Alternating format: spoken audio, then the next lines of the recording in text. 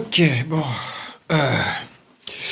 Où que tu sois dans le monde, mon ami, je te passe mon bonjour, les amis. Merci de votre présence avec moi aujourd'hui, les amis.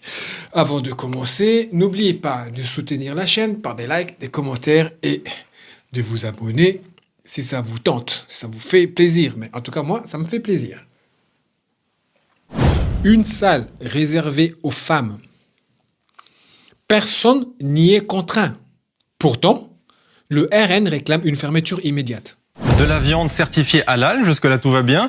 Sauf que dans cette vidéo, il y fait mention d'une salle 100% féminine, d'ailleurs 100% girls. Et bien ça pose problème à certains internautes, notamment à des membres du RN qui se sont exprimés sur ce sujet et qui ont dit, vous allez voir, le restaurant semble pratiquer un séparatisme inadmissible et illégal en isolant dans une salle à part les femmes. Les clients sont donc triés par sexe. Évidemment, le propriétaire du restaurant, le gérant, a répondu et a déclaré ceci. Cela n'a rien à voir avec l'islam ou la charia, comme j'ai pu le lire. Le RN raconte n'importe quoi sans avoir vérifié ses sources. Ce gérant, qui s'appelle Franck, qui a essayé de rester anonyme, a même décidé de porter plainte contre le RN pour fausse information. On verra si ce sera fait. Liberté économique applaudie quand elle conforte, dénoncer quand elle est... Non, dénoncer quand elle dérange. Plus de 2 millions d'emails révèlent un dispositif actif depuis 2010, les amis, pour freiner les plaintes, anticiper les mandats et ralentir les procédures de la CPI. Ce n'est ni ponctuel, ni improvisé. C'est une mécanique institutionnellement assumée. Quand on confond volontairement identité et État. C'est complètement ridicule alors que près de la moitié du peuple juif est rentré à Sion de continuer à faire semblant qu'être juif, c'est être avant tout juif religieux, alors qu'être juif, c'est d'abord avant tout au XXIe siècle appartenir à l'État d'Israël. Dov Maïmon, Alain Michel. Cette phrase n'est pas une maladresse, c'est une ligne idéologique. En affirmant que être juif revient à appartenir à l'État d'Israël, on pose une équation radicale. Pas Israël, pas juif. Or, la réalité la contredit frontalement. Des millions de juifs vivent hors d'Israël et ne s'y reconnaissent pas politiquement.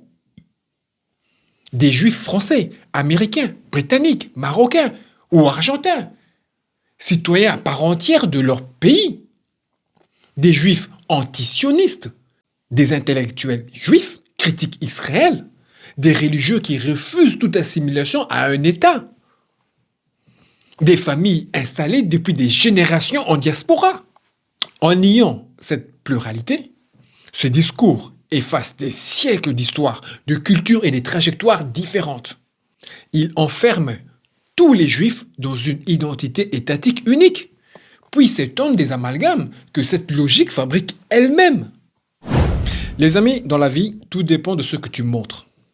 Et pour qui? Lors d'un concert à Londres, le groupe écossais Primal Scream projette des images de génocides à Gaza et de criminels de guerre israéliens. Résultat, dénonciation directe à la police pour antisémitisme.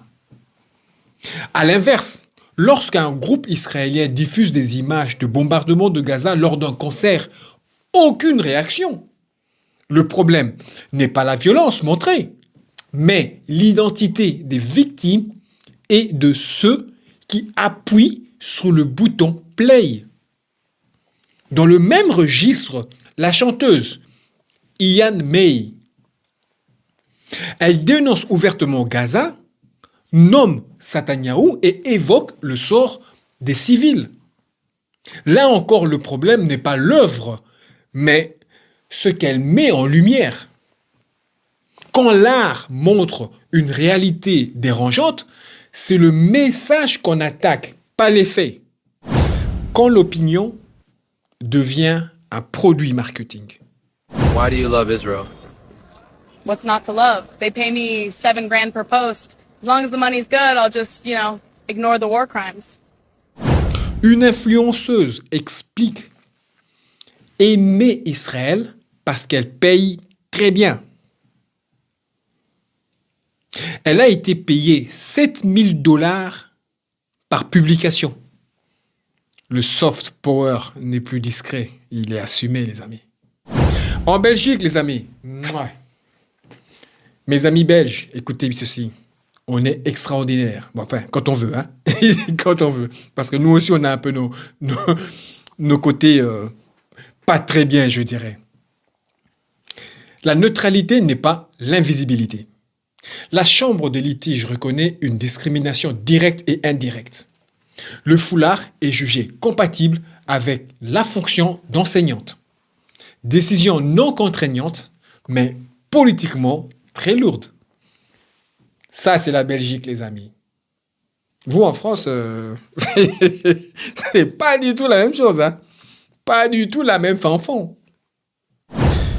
Un message clair, brutal et démonstratif pour ceux qui doutaient encore. And I said, this is our first Jewish president. Now he's the first Jewish president to serve two not consecutive presidencies. We thank you for everything.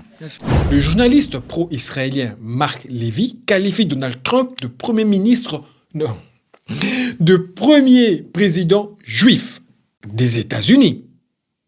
La scène n'a rien d'anodin, les amis. Elle est postée, montrée, assumée. Ce n'est pas seulement flatter l'ego de Trump. Dieu sait comment il adore qu'on le flatte. C'est affiché au monde de façon volontaire, excessive, que les États-Unis sont avec nous. On le savait déjà, mais là, les amis, ils mettent un coup, là. Vous voyez ce que je veux dire? Le gars, il est à côté, quoi. Et je le dis, je le prends encore dans les bras comme ça. Une démonstration politique lourde, les amis, presque agressive, destinée à réaffirmer l'alignement américain sans ambiguïté, pour que plus personne ne puisse faire semblant de douter. La politique, les amis, sauf quand ça dérange. 17 artistes portugais refusent de représenter leur pays pour dénoncer la participation d'Israël. Portugal. Il rappelle un précédent clair. La Russie exclue en 2022.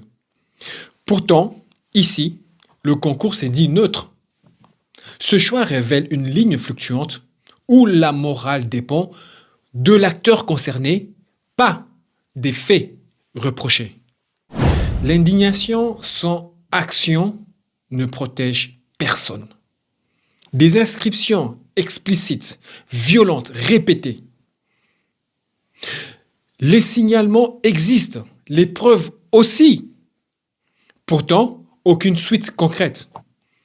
Ce décalage entre discours officiel contre le racisme et l'inertie sur le terrain nourrit un sentiment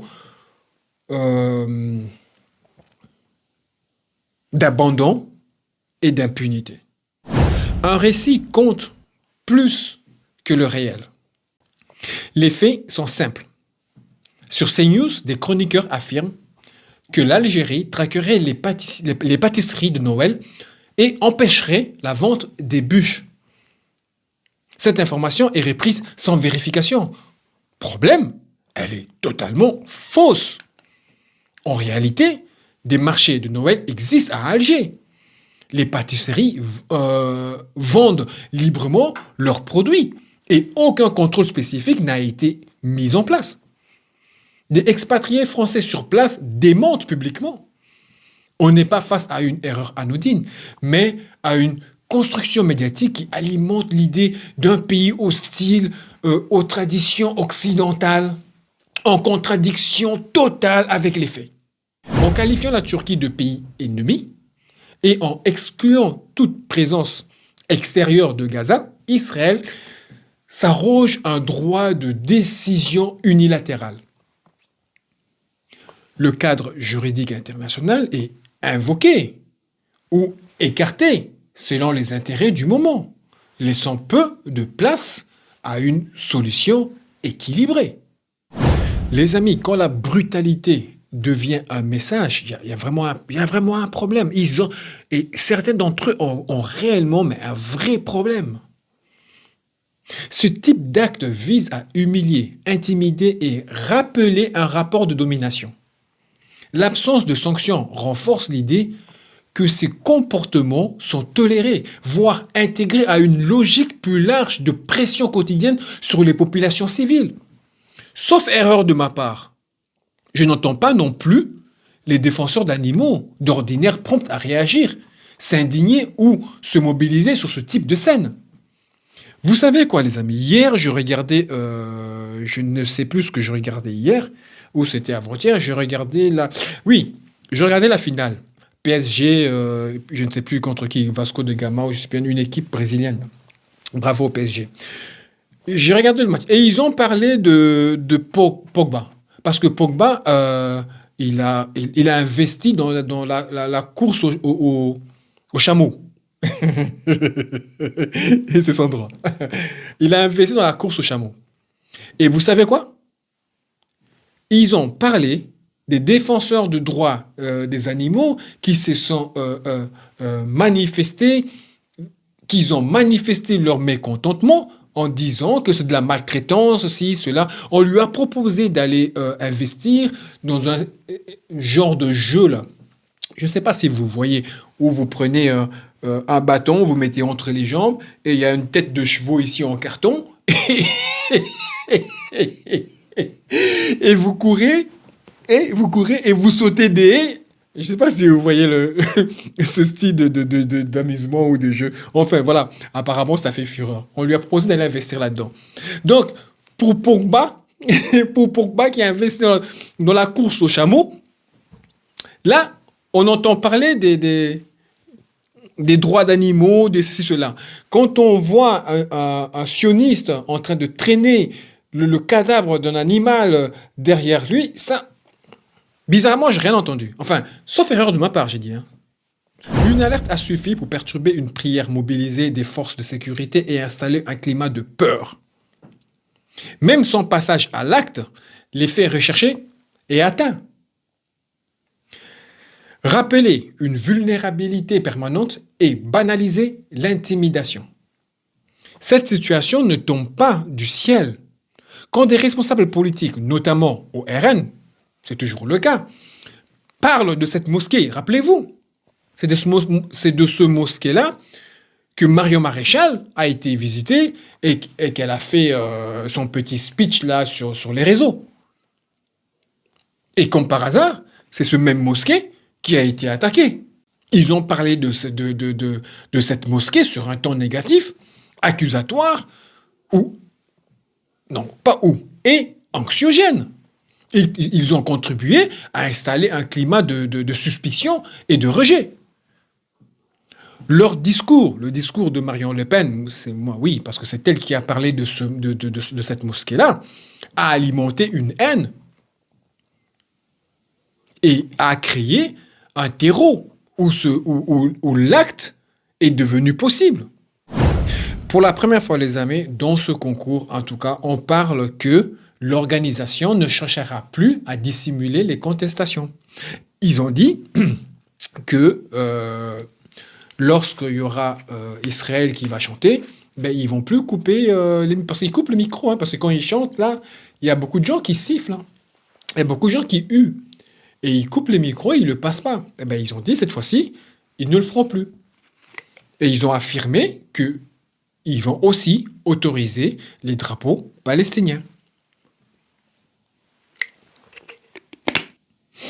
Et je trouve que c'est bien, parce que, implicitement, ce conflit ne sera plus tenu hors des champs. Voilà, les amis. Voilà ce que j'avais à vous proposer aujourd'hui. J'espère en tout cas que vous avez apprécié cette vidéo, autant que j'ai pris plaisir à la faire pour vous. La vidéo est maintenant terminée. Je commence et je termine. Mais la discussion continue dans les commentaires, les amis. Mettez un pouce bleu, abonnez-vous pour soutenir la chaîne. On se retrouve d'ici quelques jours. En attendant, paix sur vous.